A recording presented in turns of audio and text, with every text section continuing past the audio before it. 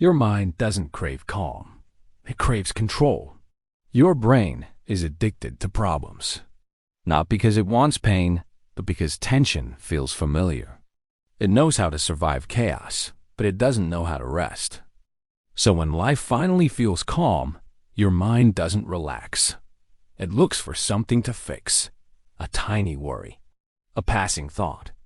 Anything that feels familiar enough to make sense of the peace.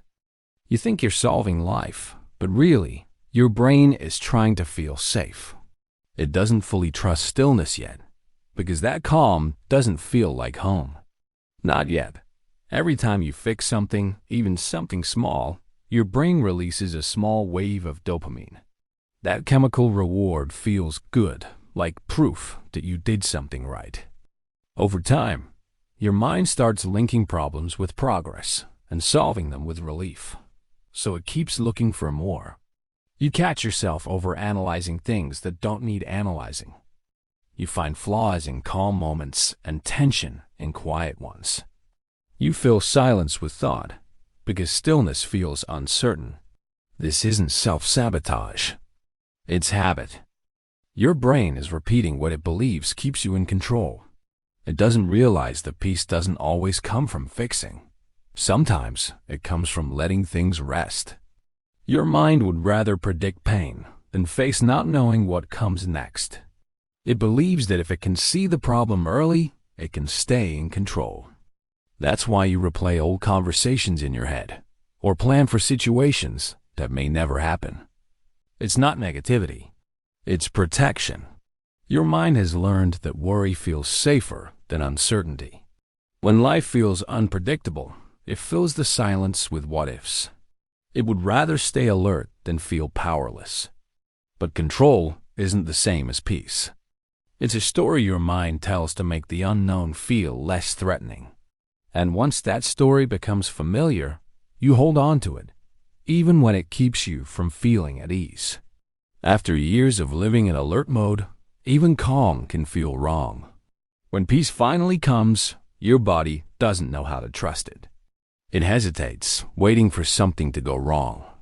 That void feels strange, almost suspicious, because your mind has learned to link tension with safety.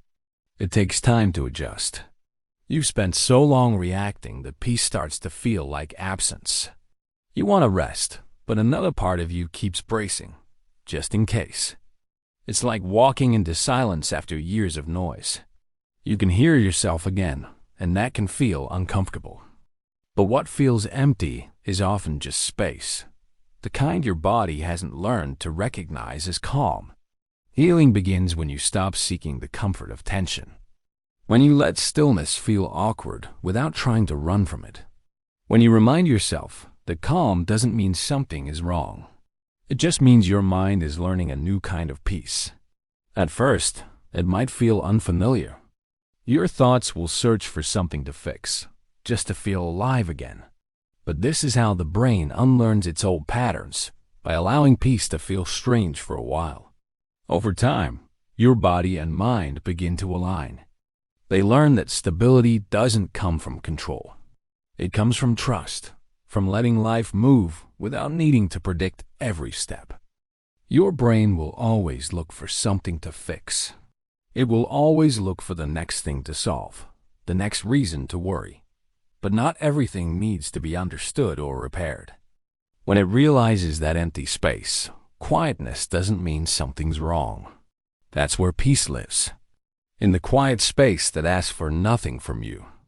And maybe the real healing is learning how to stay there a little longer each time.